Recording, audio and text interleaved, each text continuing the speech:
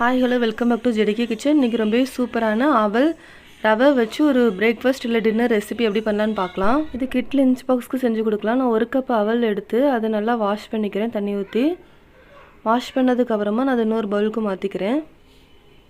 நான் அது கூடவே 1 கப்பு ரவை ஆட் பண்ணியிருக்கேன். இந்த சின்ன பவுலில் ஒரு அரை கப் போல் தயிர் ஆட் பண்ணியிருக்கேன். தேவையான அளவு தண்ணி ஆட் பண்ணிக்கோங்க. தண்ணி ஆட் பண்ணி நல்லா மிக்ஸ் பண்ணிவிட்டு ஒரு மூடி போட்டு ஒரு 15 நிமிஷம் நல்லா ஊற வச்சுருங்க. அப்போ தான் நல்லா சாஃப்டாகும் அவல் ரவை ரெண்டும் சேர்ந்து. 15 நிமிஷத்துக்கு அப்புறமா திரும்ப ஓப்பன் பண்ணி திரும்ப ஒரு அரை கப் தண்ணி ஆட் பண்ணிக்கிறேன். தண்ணி ஆட் பண்ணதுக்கப்புறமா நல்லா மிக்ஸ் பண்ணிக்கோங்க. தேவையான அளவு உப்பு ஆட் பண்ணிக்கோங்க. நான் ஒரு பெரிய வெங்காயம் எடுத்து சின்ன சின்னதாக கட் பண்ணி வச்சுருக்கேன், அதையும் ஆட் பண்ணிக்கிறேன். நான் 1.5 கேரட் துருவி வச்சுருந்தேன், அதையும் ஆட் பண்ணிக்கிறேன். ஒரு பாதி குடமிளகாய் கட் பண்ணி வச்சுருக்கேன், அதையும் ஆட் பண்ணிக்கிறேன். கொஞ்சமாக கொத்தமல்லி தழை, கருவேப்பிலை, 2 பச்சை மிளகாய் எடுத்திருக்கேன், அதையும் ஆட் பண்ணிக்கிறேன். எல்லாம் ஆட் பண்ணதுக்கப்புறமா நல்லா மிக்ஸ் பண்ணி விட்டுக்கோங்க. நல்லா மிக்ஸ் பண்ணதுக்கப்புறமா ஒரு பேனில் தேவையான அளவு எண்ணெய் ஊற்றிருக்கேன். எண்ணெய் நல்லா ஆட் பண்ணதுக்கப்புறமா இந்த மாதிரி கொஞ்சம் கொஞ்சமாக சுட்டு எடுத்துக்கிட்டேன்.